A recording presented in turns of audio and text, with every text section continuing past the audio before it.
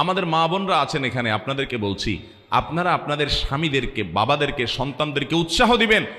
আপনারা যদি সঠিক হয়ে যান তাহলে আল্লাহর জমিনে সব সোজা হয়ে যাবে।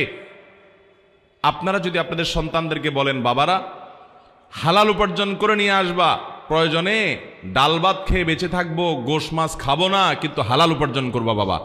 অন্যের ছেলে মেয়েরা বিল্ডিং হাঁকায়, গাড়ি হাঁকায়, টাকা পয়সা চকচকে দেখা যায়, আমার দরকার নাই বাবা, হালাল যদি করতে পারো, ব্যবসা বাণিজ্য করে আলহামদুলিল্লাহ করো, আর না হলে আমার দুর্নীতি করে ঘুষ, চুরি, ডাকাতি, এই সমস্ত মানুষের হক নষ্ট করে পয়সা আনবা না, আমরা কষ্ট করে থাকবো।